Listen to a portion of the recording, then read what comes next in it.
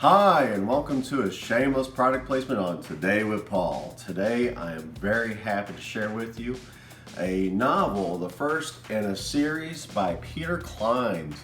And this just so happens to fit the zombie apocalypse genre. Of course, one of my favorites.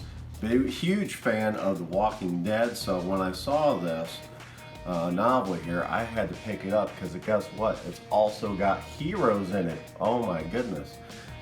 Yes, that is correct. We're mixing superheroes with zombie apocalypse here. So we find ourselves in the post-apocalyptic zombie apocalyptic world of Los Angeles, good old Hollywood, and we see a group of survivors who we're following in this novel.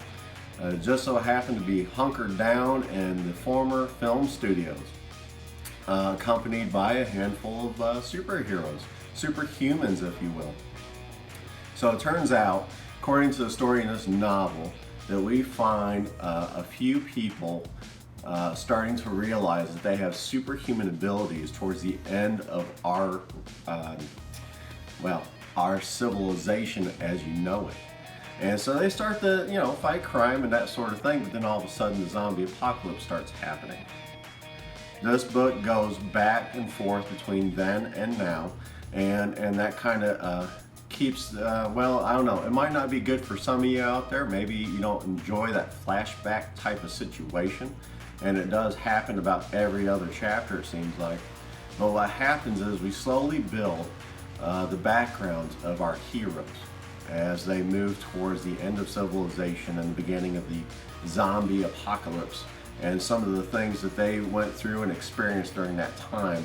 But then we also see what's happening in the present with our little community in that film studio area in association with these superheroes who are trying to protect them through this survival period. We have what looks to be 5 main heroes here in this first novel in the series of 5. And those would happen to be Stealth, Gorgon,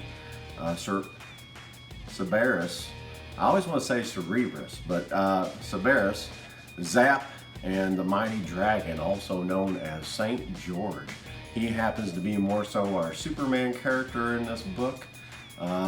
There he is, front and center on the cover. Looking pretty cool, almost a little punk rock with his leather jacket.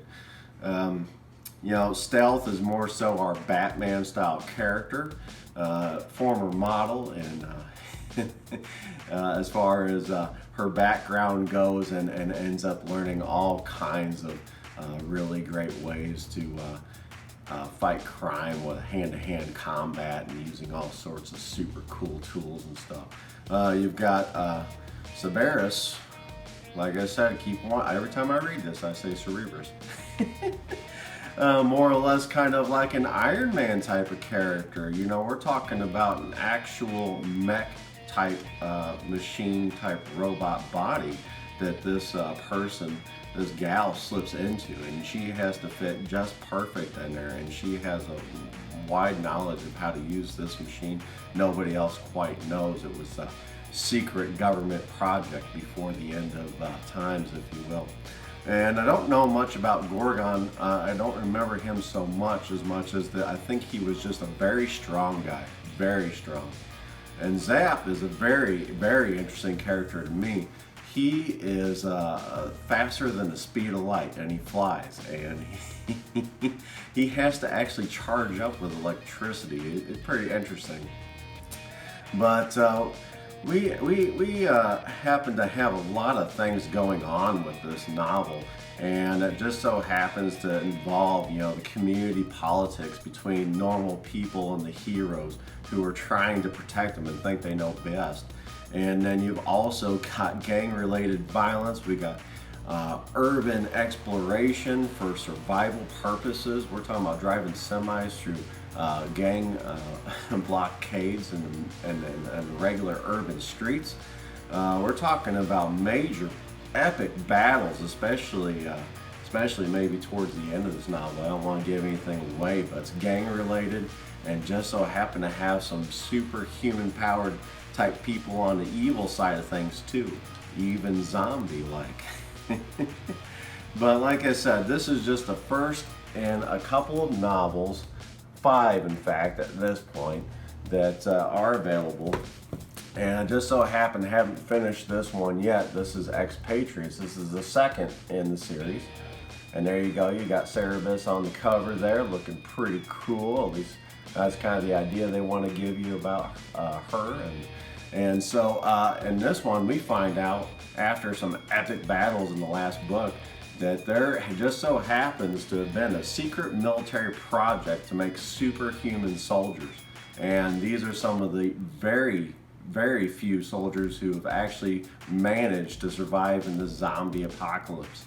And so they come storming into the film studio community and not, pretty much, and make contact. And so we've got 2 groups separated by quite a bit of area, and in contact with each other, and almost kind of establishing a post-apocalyptic diplomatic situation between communities.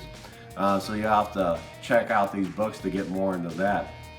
Like I've said, it's a series of 5 books at this point, and as you can see, mine are rather well worn. This is a real page turn that I'm going to keep with me wherever I'm going. You never know when you're going to get a little bored and want to read something else a little bit to kind of fill in the time, if you will. They happen to have a price point, and we're talking about street price, of anywhere from $12 to $15 per paperback book. Now, of course, these are also available in digital format for some of your electronic readers out there. Didn't really price that out so much, but you can go find that information at your favorite retailer online. Also, for any more information, go to BroadwayPaperbacks.com. Just so happens to be the actual publicator for this series. So go ahead and check this out. I hope this has been helpful to you all out there. Hope you enjoyed as much as I have. And I want to thank you for sharing, liking, and subscribing as always. And I hope to catch you next time. Peace.